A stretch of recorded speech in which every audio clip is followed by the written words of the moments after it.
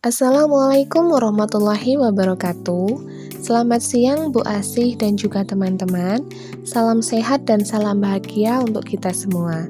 Mohon maaf, sebelumnya kami perkenalkan diri terlebih dahulu.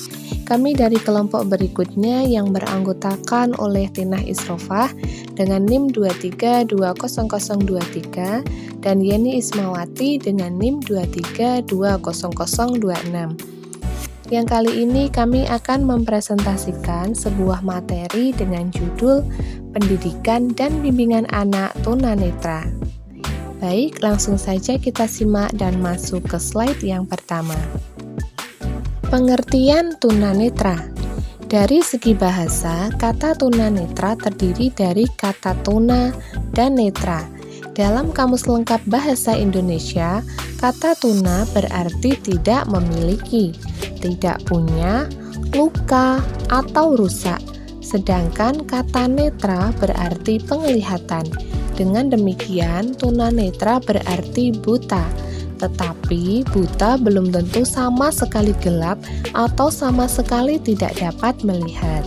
Dalam bahasa Inggris, istilah tunanetra juga disebut dengan visual impairment atau kerusakan penglihatan, atau sight loss, kehilangan penglihatan, dalam Humaira 2013. Penyebab terjadinya ketunanetraan. Penyebab terjadinya tunanetra pada dasarnya sangat beraneka ragam, baik itu dari prenatal sebelum kelahiran dan postnatal setelah kelahiran. Yang pertama, prenatal. Faktor penyebab ketunanetraan pada masa prenatal sangat erat hubungannya dengan masalah keturunan dan pertumbuhan seorang anak dalam kandungan. Antara lain, yang pertama, faktor keturunan. Ketunanetraan yang disebabkan oleh faktor keturunan terjadi dari hasil perkawinan bersaudara, sesama tunanetra, atau mempunyai orang tua yang tunanetra. Kemudian, yang kedua, pertumbuhan anak dalam kandungan. Bila mana si ibu memiliki gangguan-gangguan ketika beliau mengandung. Kemudian yang kedua, postnatal. Penyebab ketunanetraan yang terjadi pada masa postnatal dapat terjadi sejak atau setelah bayi lahir, antara lain A. Kerusakan pada mata atau syaraf mata pada waktu persalinan akibat benturan alat-alat atau benda keras. B. Pada waktu persalinan, ibu mengalami penyakit Gunnarho, sehingga vesikel Gunnarho menular pada bayi, yang pada akhirnya setelah bayi lahir mengalami sakit dan berakibat hilangnya daya penglihatan. C. Mengalami penyakit mata yang menyebabkan ketunanetraan. Baik, kita lanjut. Perkembangan kognitif, motorik, dan emosi anak tunanetra. Perkembangan kognitif anak tunanetra. Manusia berhubungan dengan lingkungan, baik sosial maupun melalui kemampuan indranya. Akibat dari ketunanetraan, maka pengenalan atau pengertian terhadap dunia luar anak tidak dapat diperoleh secara lengkap dan utuh. Akibatnya, perkembangan kognitif anak tunanetra cenderung terhambat dibandingkan dengan anak-anak normal pada umumnya. Kemudian yang kedua, perkembangan motorik anak tunanetra. Perkembangan motorik anak tunanetra cenderung lambat dibandingkan dengan anak awas pada umumnya, karena dalam perkembangan perilaku motorik diperlukan adanya koordinasi fungsional antara neuromuscular system atau sistem persyarafan dan otot dan fungsi psikis, yaitu kognitif, afektif, dan konatif, serta kesempatan yang diberikan oleh lingkungan. Kemudian yang ketiga, perkembangan emosi anak tunanetra. Perkembangan emosi anak tunanetra akan sedikit mengalami hambatan dibandingkan dengan anak yang awas. Keterlambatan ini terutama disebabkan oleh keterbatasan kemampuan anak tunanetra dalam proses belajar. Baik, kita lanjut ke slide berikutnya. Ada dua jenis hambatan. perkembangan sosial, dan kepribadian anak tunanetra. Yang pertama, perkembangan sosial anak tunanetra.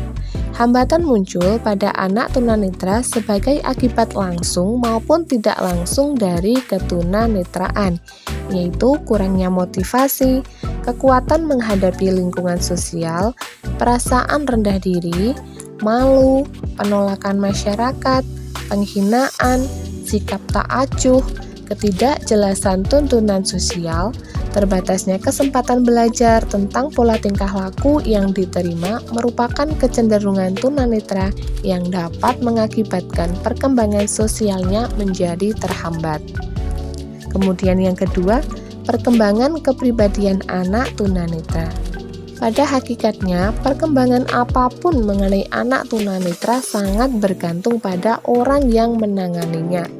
Jika anak tunanetra didukung dan dipercaya untuk melakukan kegiatan yang positif, maka perkembangannya pun akan bermakna.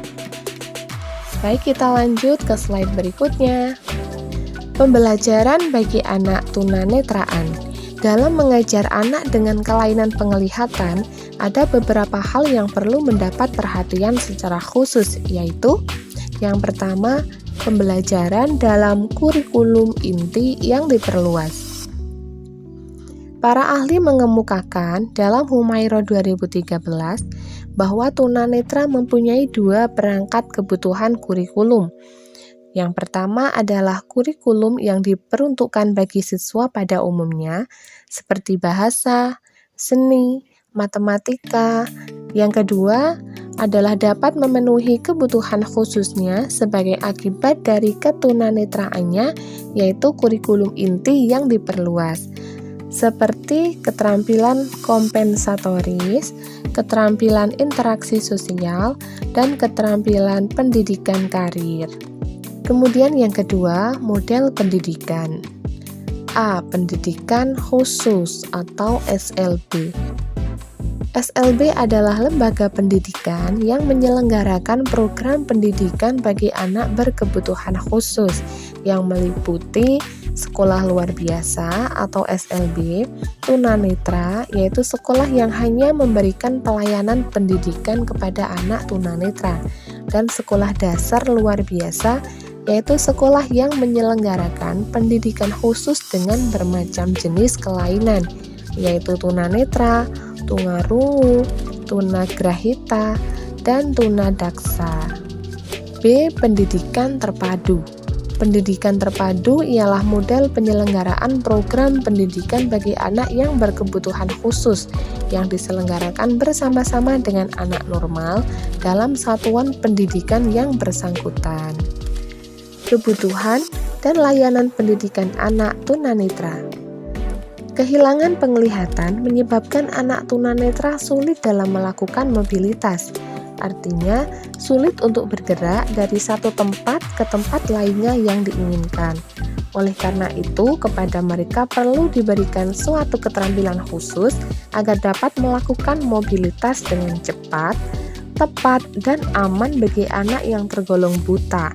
Sisa penglihatannya tidak lagi digunakan untuk membaca huruf awas, sehingga bagi mereka digunakan huruf Braille.